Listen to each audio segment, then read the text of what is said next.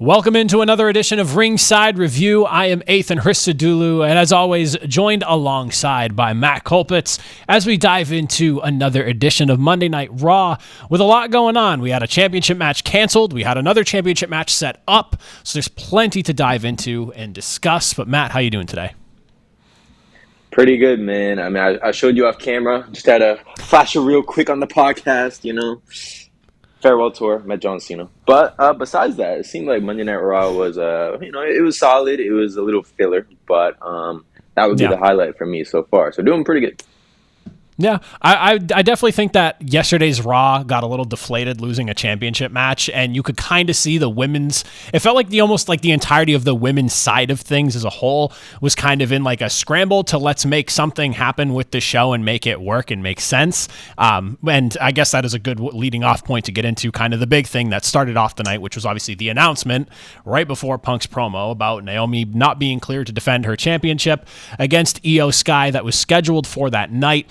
It left the night in a weird spot because we got ultimately that matchup between Iyo Sky and Roxxane Perez instead, and then we had like the ending that involved the former partners of Iyo Sky, the rest of Damage Control, and it felt a little bit wonky in my eyes. However, the thing that I'm interested about in hearing from you and kind of have a question to you about. The fact that Naomi was not cleared to compete for a championship, clearly something's up, but this is, I think, one of the first times I've ever seen a champion just not be cleared to compete and there not be some sort of like ramification regarding the title about it. Like, I'm assuming this is a short-term injury and it's not something long-term, and that's why it was just we're gonna reschedule the match for a later date kind of thing, I guess. But it was definitely weird to me to see a champion not be able to defend the championship and not be like stripped of the title, and obviously you don't want to do that with the run that Naomi's currently on. I just thought the whole thing was a little bit weird. What do you think? Yeah, I think not only the injury part of it, but just the overall, how the night kind of played out. It feels almost like the same vibe of when Rollins did get injured at Saturday night's main event, and then Knight wins, and then literally, 2 nights later, Knight is the second person eliminated by Bron Breakker in the gauntlet match. This one kind of gave me the same vibe, because for Naomi, we have no idea. Maybe she, stubbed a toe, fractured a finger. I don't know. Maybe she's sick. Maybe it was a flight delay. Maybe it was just a cover up. We don't know. But she wasn't there, which is a very odd situation. But why I was alluding to the Rollins and Knight thing is because I feel like how they handled Iyo Sky was actually even weirder to me, because she ends up getting a match against Roxxane Perez, loses. So it's like if she was supposed to get the world title match that night, and then you lose to Roxxane Perez, that's a real fall off for Iyo. And then you have the whole beef. Asuka's walking away, so they're kind of alluding back to that feud again. It was interesting. It definitely felt like it was a scramble last second, and it was a little messy. But overall, I hope all is good with Naomi. Not really sure what the story is, but I agree that I think overall it just felt like a big scramble, and something was off. Yeah, it makes me wonder if there's potentially we saw obviously the spot at the end as Asuka and Kairi Sane came in and ultimately cost her the match via unintended distraction, because they came in to help her, but ultimately she winds up losing to the roll-up pin because of it. It left me kind of wondering, okay, so I mean, Iyo Sky was probably going to lose, and it was probably in a similar fashion, so are we now pivoting Iyo away from the championship? Was my first initial thought was maybe she was going to take the loss here and then maybe get into some sort of program with her former teammates there. But now you have the promo as well that was basically like Rhea Ripley just kind of rubbing salt into the wounds about the loss, and we're now circling. But we go from, okay, maybe we're getting a new direction for Iyo, at least in the interim and short term, but then you just circle back to the same thing that we've been dealing with, which is like this weird ha thing between Iyo and Rhea, combining names there. It was you could tell that it was a scramble, and I'm not necessarily sure that it was executed as well as I would have hoped it to be. Yeah, I agree. And I think the other weird part, I mean, first off, the way that Rhea kind of reacted, it's like she was stressed out that Iyo ended up getting stressed out by what she had to say. I just thought that was a weird promo overall. Exactly. I was like, what was the intention there? But then, yeah, like you said, I think overall just the scramble and everything, it feels like WWE has this I don't know, addiction to whenever you have a top star, you're going to put them in 4 storylines at once. And I don't know why. I feel like it's a little bit of oversaturation. I feel like we saw it with John Cena. We're definitely seeing it with Seth Rollins, which is, we'll touch upon that later going into Clash at Paris. That's kind of what it culminated into. But it's like you never really have those one-on-one feuds. You don't really have the CM Punk and Drew McIntyre, and that was who they're beefing with. You got Iyo Sky feuding with her own teammates. You got Iyo Sky feuding with Rhea Ripley, Naomi, even still a little bit of a feud with Bianca Belair. So, I mean, it seems like that is what WWE is just doing nowadays. But I don't know. I again, just come back to the point that it feels like a big scramble and a little messy. Yeah, I guess I can understand it in the sense of like you're intertwining the roster and it allows like multiple stories to unfold at the same time in a sense because they are like limited on time. Well, I guess on Netflix they're not technically limited on time. Like they could in theory go as long as they want, but there is like this weird thing of like it feels like Io's getting pulled in a handful of angles just coming off of last night. And I wonder if now, because Naomi wasn't able to defend her title, if that's going to be resolved further down the road, or if they're just going to kind of move past it and maybe the damage control-ish thing that we have potentially going on now is going to be the direction she heads in. And to your point about like why Rhea was stressed out after her basically just kind of trying to be like, they're not really there for you as your friends kind of shtick that she was pulling. Like, and then Iyo obviously walks away frustrated, and why Rhea is frustrated about any of it didn't really make any sense to me. So again, a lot of misdirection going on. Obviously scrambling, it is what it is. I just wasn't really thrilled with the execution of it all, and it made a large majority of all the women's stuff that was going on last night just feel confusing more than anything else. The next thing I wanted to get into with, because this is one of those things, and I talk about it from time to time, where WWE gives you things that you didn't necessarily know you wanted to see until you actually see it start to play out, and that is El Grande Americano flirting with some sort of potential relationship with the Judgment Day via Dominik Mysterio, who obviously has the Triple Mania match coming up this weekend, I believe that is. So there's a lot going on because Dom is becoming like a worldwide star at this point where he's the draw for other companies not named WWE. Like, it's pretty crazy the way that's brewing.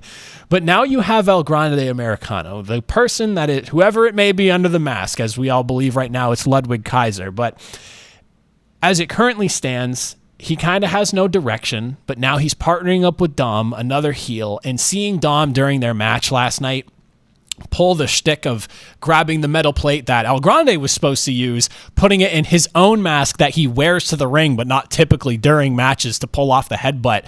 We have a relationship brewing here that, again, I didn't know I wanted to actually see until it finally got presented to me, because El Grande Americano is like the ultimate heel making fun of luchador kind of like thing going on here. And like, what better group could he possibly fit into than a group like the Judgment Day, a group that is kind of like a collection of misfits in their own way. And it felt like, and the dynamic of Dom bringing somebody in and Balor questioning him about it, it just continues to add to that constant angle of the Judgment Day is always in like this weird flux of just people don't completely trust each other, but they're all this one giant family and unit together. It's perfect for what it is.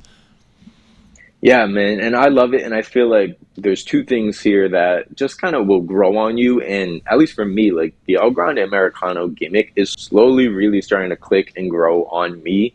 I feel like all along you kind of looked at this gimmick and you're like, this just screams like Vince McMahon. Like, it's just so like old-fashioned, little like, stereotypical, controversial, but like it also works entertainment wise. And nowadays where you have, the Pete Dunne, the third, the fourth, however many El Grande Americanos there's going to be, like, I'm starting to see the appeal. It's like, okay, it's working. And I think what really clicked for that gimmick was when he was in, I think it was AAA, the promotion.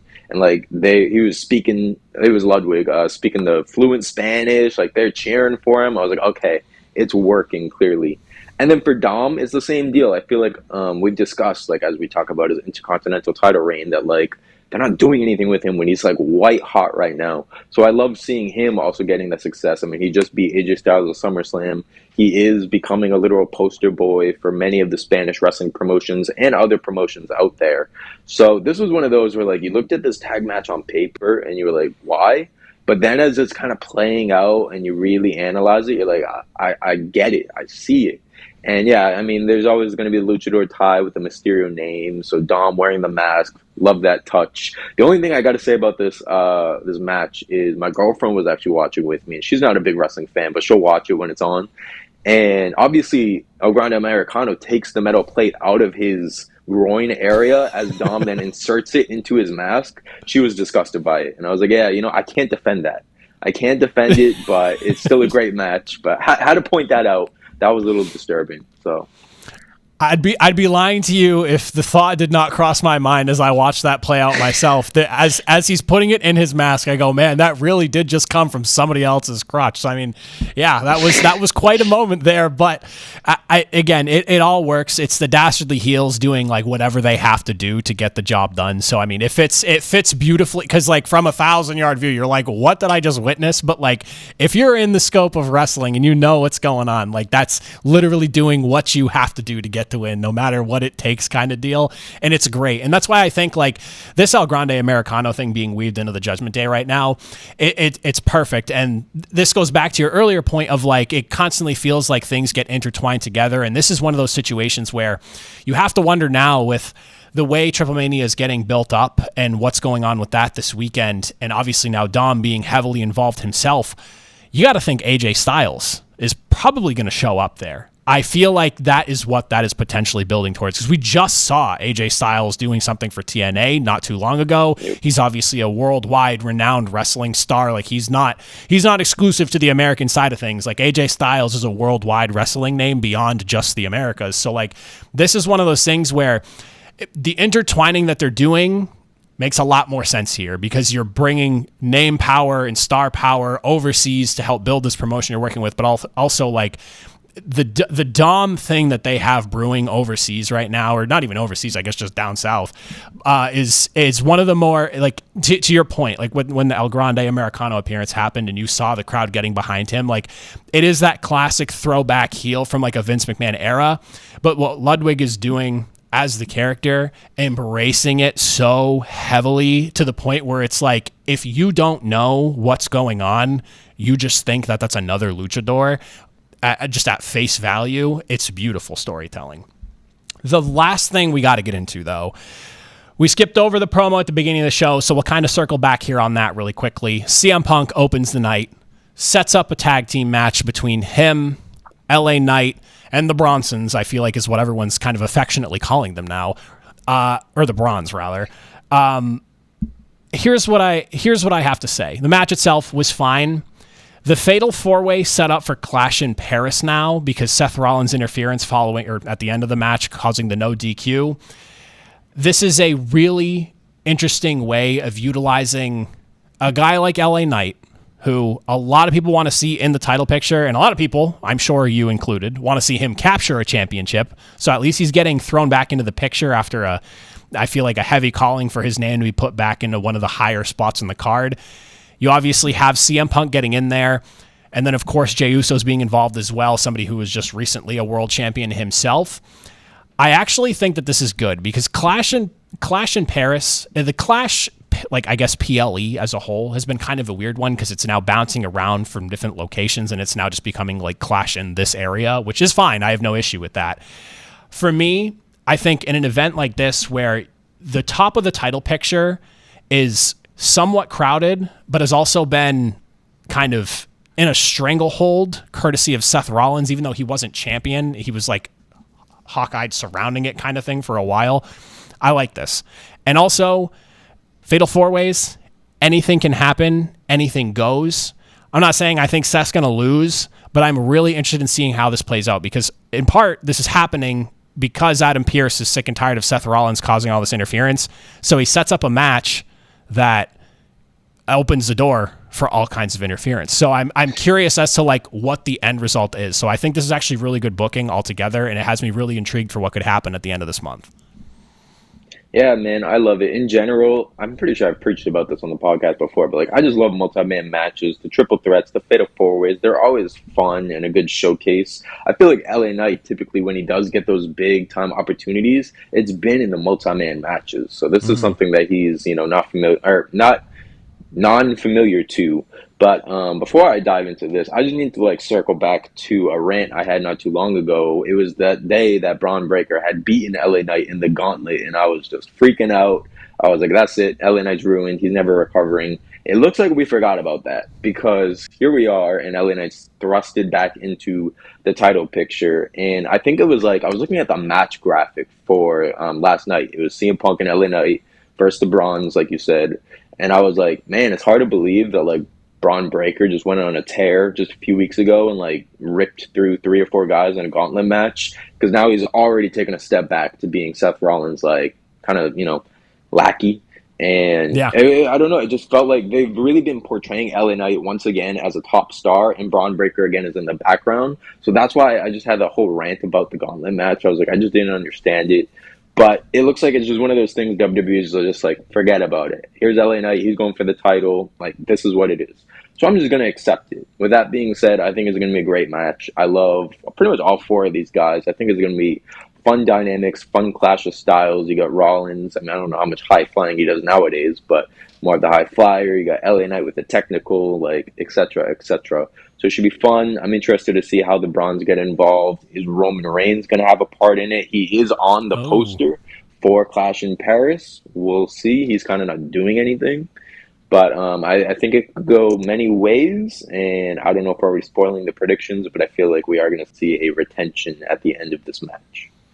So I was going to actually ask you just if you had like an initial early, like way too early thought. I mean, I would assume retention just because it's way too early in Seth's title reign to be losing a championship. But I will say this, the Roman Reigns idea that you brought up, now that's not something I was really thinking about, because I think of Roman Reigns as written off right now for a while because I know he's doing the movie thing. But we get further, far enough down the road, Roman Reigns can make an appearance and cost Seth Rollins the championship, or he does something that was supposed to cost Seth the championship but doesn't, because Roman's in that weird wild card spot right now where he came back for what felt like a month after being away since Mania, and now he's gone again, and you don't really know where he's fitting in, and Roman is somebody that we all associate with for big matches, championships, because he sat there doing that for nearly 5 straight years. So there is a real wild card element to this fatal 4-way between the match itself, all the interference that Seth Rollins could have, because I don't really care if it's barred from ringside. It's a fatal 4-way. Like, it doesn't matter. Like, what's going to happen? And then on top of that, if Roman decides to come in and maybe try to cost Rollins, but maybe he accidentally costs Punk, like, there is a road where we go down where he tries to cost Seth, maybe cost Punk instead, and we get like a Punk versus Roman, like down the line, something like that, like a one-on-one matchup. I'd be all for seeing, just because there's a lot of Heyman connection going on there and a lot of issues between those two that, wasn't really explored until the lead up to WrestleMania. And I think there's still plenty more worth exploring. So something that would like lead to like maybe a Survivor Series down the line, something along those lines. Like, there's plenty for that to explore, but we'll have to see. But I'm interested. Fatal 4-way for the World Championship match at Clash in Paris. There's plenty of time for some more things to unfold in the coming weeks. So as always, from me, from Matt, if you made it to the end, greatly appreciate it. We'll see you all next week for another edition of Ringside Review.